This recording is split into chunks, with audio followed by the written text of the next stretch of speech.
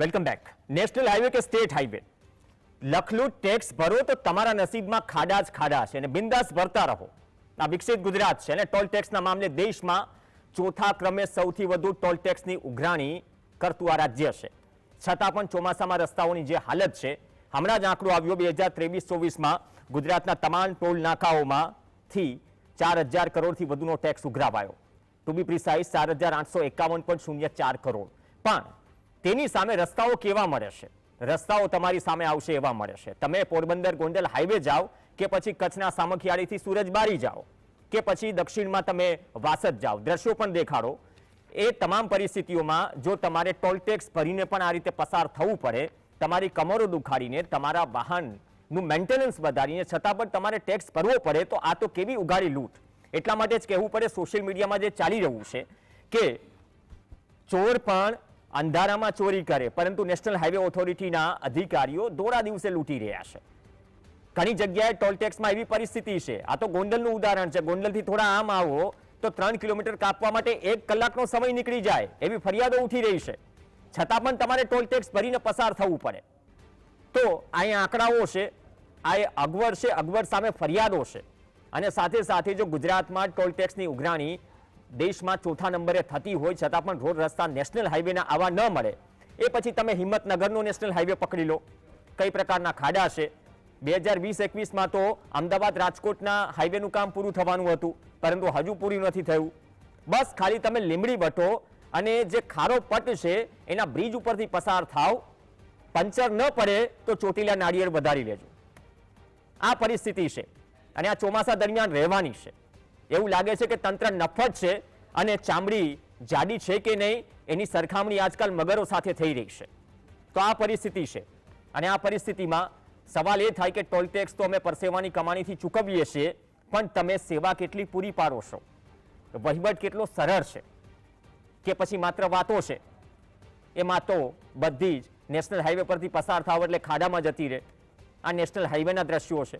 એ સુરેન્દ્રનગર હોય કે પછી કચ્છનો તમે હાઈવે લઈ લો, પોપડા ઉખડી ગયા છે. સ્ટેચ્યુ ઓફ યુનિટીના હાઈવે પર પણ મોનથાળની જેમ ડામરના પોપડા ઉખડી ગયા છે.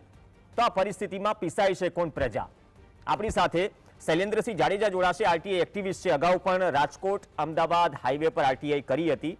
શૈલેન્દ્રસિંહ, આપનું સ્વાગત છે. શૈલેન્દ્રસિંહ, 4,000 કરોડથી વધુનો ટેક્સ ઉઘરાવ્યો. જનતાએ માની લેવાનું કે તમે લખલૂટ ટેક્સ ભરો, છતાં પણ તમને આવા જ રોડ રસ્તા મળશે. નેશનલ હાઈવેની પણ હાલત બિસ્માર છે. હમણાં 2 દિવસ પહેલા હું જામનગર રાજકોટથી અમદાવાદ આવ્યો, એ હાઈવેનું કામ તો હજુ પૂરી નથી થયું. તો કેમ આ પ્રકારની સ્થિતિ? હું સાચું કહું આપને, આ સરકાર છે ને એ ઇનકમિંગ સરકાર છે. આ સરકારમાં આપણે ચૂકવે જ રાખવાનું. જો તમે સવાલ કરો તો સામા પ્રશ્ન કરે કે તમને શું વાંધો છે એમ. એક નાગરિક તરીકે કોઈ સવાલ પ્રશ્ન ઉપસ્થિત કરે તો એ દેશદ્રોહી તરીકે ચિતરી દેવામાં આવે છે. આજે તમે એક વ્યાજબી અત્યારના પ્રશ્ન ઉપસ્થિત કર્યો છે કે ફાસ્ટેગ આવ્યા, ગુજરાતમાં 4,000 કરોડ જેવું કલેક્શન થયું અને તેમ છતાં રોડની હાલત. અચ્છા, બાનું ચાલો અત્યારની જે સિચ્યુએશન છે કે ચાલો વરસાદ આવ્યો છે તો ક્યાં રોડ બગડે કે જે ખરેખર જેની આયુષ્ય પૂરી થઈ ગયું એ રસ્તા બગડવા જોઈએ. પણ તમે જે રસ્તા હજી બનાવો છો, માની લો કે રાજકોટ અમદાવાદ હાઈવે છે કે જેનું તો હજી કન્સ્ટ્રક્શન કામ ચાલી રહ્યું છે, એવા રસ્તા બગડે તો એમાં તો તમારી વહીવટી ખામીઓ જ છે. એટલે એના માટે તો તમારે નાગરિકોને સુવિધા આપવી જ પડે. તમે થીગડા મારી અને ચલાવો એ ના ચાલે. તમે જે વાત કરી અતિશયોક્તિ ન હતી ને. જે ખારો પટ છે એ જે એક સાઈડ તમારે ચોટીલાથી આવવાનો બ્રિજ છે એ બરાબર છે, પણ નીચેનો બ્રિજ જે છે એમાં કીચડથી માંડી, માટીથી માંડી તમારે એમાં જ પસાર થવાનું. ખાડામાં રસ્તો છે કે રસ્તામાં ખાડો છે ખબર જ ન પડે. એ પછી સુરજબારીથી લઈને તમે સામખિયાળીનો હાઈવે લઈ લો. હવે આ રોડ છે, તમે જે આરટીઆઈ કરી હતી ભૂતકાળમાં, ક્યારે કામ પૂરું થવાનું હતું? 3 વર્ષ થઈ ગયા, હજુ કામ પૂરું થયું નથી. અટક્યું છે શેના વાકે? અને જે થયું છે કઈ પ્રકારનું છે આપણે સૌ જાણીએ છીએ. સરપ્રાઈઝ થશે હવે જે કોઈ કોન્ટ્રાક્ટ આપવામાં આવે છે. અચ્છા, સરકાર સારા રોડ જે કોઈ કામ કરે છે એના બહુ મોટી મોટી પબ્લિસિટી આપે છે, પણ જ્યારે આવા રસ્તા જે ખરાબ થયા છે તો એની પબ્લિસિટી કરો ને, નાગરિકોને ખબર તો પડે કે આવી હાલત થાય છે. બીજું કે જ્યારે રોડના કોન્ટ્રાક્ટ આપો છો તો એ કોન્ટ્રાક્ટના કમસે કમ ઈ કોન્ટ્રાક્ટના બોર્ડ તો મૂકો કે આ સો એન્ડ સો એજન્સી આ કામ શરૂ કરવાની છે, આ ડેટ ઓફ એનું કમ્પ્લીશન છે, આની ટેસ્ટિંગ એજન્સી કોણ છે, આની થર્ડ પાર્ટી એજન્સી કોણ છે, આ બધી ડિટેલ પબ્લિક ડોમેનમાં શું કામ રાખવામાં નથી આવતી? બીજું કે જાહેર રસ્તા છે અને એ તો પ્રોવિઝન છે, કાયદામાં જોગવાઈ છે કે જ્યારે કોઈ કોન્ટ્રાક્ટ આપવામાં આવે તો એ શરૂ થયા, વચ્ચે અને એન્ડ ત્યાં બોર્ડ મૂકવામાં આવે કે ટોટલ કોન્ટ્રાક્ટ કેટલાનો છે, આ એજન્સી કોને કામ આપવામાં આવી છે. 3 વર્ષ તો સામાન્ય હોય છે કે 3 વર્ષમાં રસ્તો બગડે તો જે કોઈ એજન્સીએ કર્યો છે એને રિપેર કરવાનું હોય છે. પરંતુ સામાન્ય સંજોગોમાં તો એવું થાય છે કે 3 વર્ષ ઈ કામ કરીને કંપની જ વહી ગઈ હોય છે. એટલે અલ્ટિમેટલી રિપેરિંગ નું કામ છેલ્લે સરકાર જ કરતી હોય છે. એટલે એ પબ્લિકના પૈસે જ આ રિપેરિંગના કામ થાય છે. તમે જુનાગઢ રોડ તો વિચાર કરો, રાજકોટ જુનાગઢ રોડ કેટલા વર્ષોથી કંડમ હાલતમાં છે, લોકો કેટલી ફરિયાદો કરે છે, તેમ છતાં સ્થિતિ સુધરતી નથી. સાહેબ ટોલ ટેક્સ ઉઘરાવે છે બિંદાસ, આ લૂંટ નથી તો શું છે? નેશનલ હાઈવે પર જો તમારે 3 કિલોમીટરનું અંતર કાપવા માટે 1 કલાકનો સમય લાગે અને હસતા હસતા દાદાગીરીથી ટેક્સ ઉઘરાવી લેવામાં આવે તો આ કેટલું વ્યાજબી?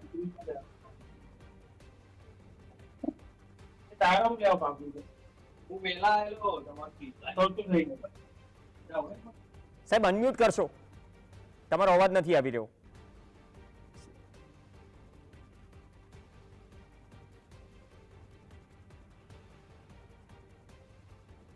અવાજ તમારો નથી પહોંચી રહ્યો.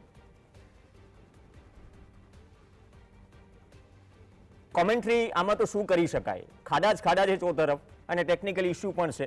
તો શૈલેન્દ્રસિંહ એ વ્યક્તિ છે કે જેમને જામનગર રાજકોટ અમદાવાદ હાઈવે પર આરટીઆઈ કરી હતી આજથી 1.5 વર્ષ પહેલા અને જવાબ મેળવ્યો હતો કે આ રોડનું કામ તો 2020-21માં પૂર્ણ થઈ જવાનું હતું, હજુ પૂરું નથી થયું, પરંતુ જે બન્યો છે રોડ એ પણ આ પ્રકારની પરિસ્થિતિમાં. શૈલેન્દ્રસિંહ આપનો અવાજ પહોંચી રહ્યો છે, આપનો જવાબ કમ્પ્લીટ કરી શકો છો. હવે પહેલા તો ચાલો ભૂતકાળમાં એવી પરિસ્થિતિ હતી કે નાણાકીય સરકારને મુશ્કેલીઓ હતી. હવે તો સરકાર પાસે ફાસ્ટેગ છે એટલે એડવાન્સમાં રૂપિયા છે.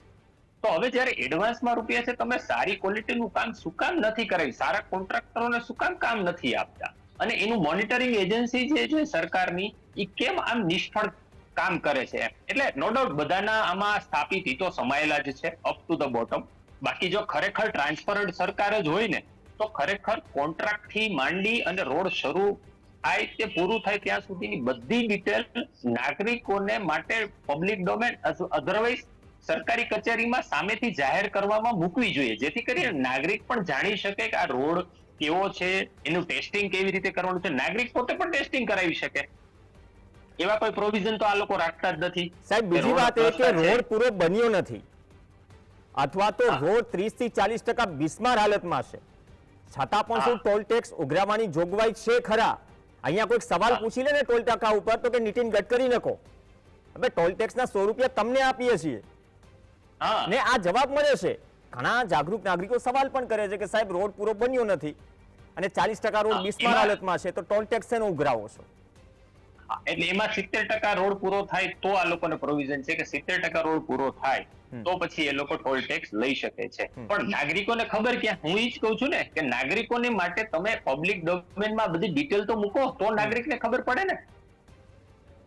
તમે ડિટેલ કોઈ આપતા નથી. અમે આરટીઆઈ કરીએ તો આરટીઆઈ માં ડિટેલ ના આપે, માહિતી ન આપે, અથવા તો ખોટી માહિતી આપે, અથવા તો ગેરમાર્ગે દોરનારી માહિતી આપે, અથવા તો કોન્ટ્રાક્ટર સામે સીધા ભેળવી દેવાની વાત આવે. એટલે પરિસ્થિતિનું ઈ થાય છે કે સરકાર સર્ટેન બાબતો છે એ ખરેખર ગુપ્ત રહીને જ કામ કરવા માંગે છે. એના સ્થાપિત જે કોન્ટ્રાક્ટરો છે એને કામ આપે. એટલે અલ્ટિમેટલી શું થાય છે કે કામ છે નબળા થાય છે. હવે એક વરસાદમાં આવા રોડ બગડી જાય, રાજકોટ અમદાવાદ હાઈવે હજી તો વિચાર તો કરો, હજી પૂરો નથી થયો ત્યાં બગડવાનું શરૂ થઈ ગયું છે. તો હવે ઈ રોડ હવે હમણાં ટોલ પ્લાઝા શરૂ થઈ જશે એટલે ટોલ કલેક્શન ચાલુ થઈ જશે. હજી તો રોડ પૈસા ઉઘરાવાનું શરૂ થયું ત્યાં બગડવાનું શરૂ થઈ ગયું. એટલે નાગરિકોએ તો પૈસા ભરતું જ રહેવાનું છે. આ ઇનકમિંગ, મેં કીધું ને પહેલા જ કે આ ઇનકમિંગ સરકાર છે, આઉટગોઈંગ છે જ નહીં અહીંયા. એટલે આ નિરંતર પ્રક્રિયા છે. આ રોડ રસ્તાની આ લોકોને એક સિસ્ટમ જ એવી બનાવી છે કે આ કન્ટિન્યુઅસ પ્રોસેસ ચાલતી જ રહે. એમ કોઈ સારું કામ કરી, ક્વોલિટી વર્ક કરી અને નાગરિકોને સારી સુવિધા, આટલા રૂપિયા તમે પ્રજા પાસેથી ઉઘરાવો છો, ટોલ ટેક્સ થી સિવાય તમે કેટલા ટેક્સ ઉઘરાવો છો? માત્ર ટોલ ટેક્સ નહીં, ટોલ ટેક્સ સિવાય બીજા ટેક્સ તો તમે લ્યો જ છો ને નાગરિકો પાસે. તો પછી એની માટે તમે નાગરિકોને સુવિધા, તમે રોડ સરખા ના કરી શકો. હવે અત્યારે તમે વરસાદ આવી ગયો, થીગડા મારશે, ફરી પાછા જેવું થોડુંક થશે, કારણ કે અત્યારે શું હોય કે મોન્સૂન હોય એટલે અત્યારે એ લોકો એવું કે અત્યારે મોન્સૂન હોય એટલે સરફેસ ના થાય એટલે અમારે કામ ના થાય, બરોબર? સર્ટેન ટાઈમ લિમિટ હોય ને, ટાઈમ લિમિટમાં રોડ તો સારો થવો બહુ સાચી વાત કરી કે એક ડેડલાઈન હોય ને, ડેડલાઈન સાથે સાથે તમે વ્હાઇટ ટોપના રોડમાં અથવા તો સીસી રોડમાં તમે ખાડો પડી ગયો તો પેવર બ્લોકના થીગડા પણ જોવા મળે તો નવાઈ ન તો સુરત બાજુ જશો, ગમે ત્યાં જશો. અને બીજી વાત એ કે સરકાર એવો સરકારી જવાબ આપે કે વિકાસ તો અવિરત પ્રક્રિયા છે, તો એ વિકાસમાં શું જનતાએ જ આપ કરવાનું? ઉજ્જર દેશમાં એરંડો પ્રધાન એ કહેવત આપણે સાંભળતા આવીએ છીએ, પરંતુ એમાં એરંડાના ફળ તરીકે અથવા બીબડા તરીકે શું જનતાએ દિવેલાની જેમ પીસાતું જ રહેવાનું? સમયનો અભાવ છે. ધન્યવાદ શૈલેન્દ્રસિંહ. પણ એક મંત્રીએ ભૂતકાળમાં વોટ્સએપ નંબર જાહેર કર્યો હતો કે તમારા શહેર ગામમાં ખાડા હોય તો વોટ્સએપ કરો. વોટ્સએપમાં એટલા મેસેજ આવ્યા, એ નંબર હજુ ચાલુ જ નથી થયો. આજે એ નામ મંત્રી પણ નથી. પણ આ ઉઘાડી લૂંટ ક્યાં સુધી? આ સવાલ અને આ ભેદના આમ જનતાની છે, જે આજે પણ ટોલ ટેક્સ ભરીને કમરદર્દ અને ગાડીના મેન્ટેનન્સથી પરેશાન છે. નમસ્કાર.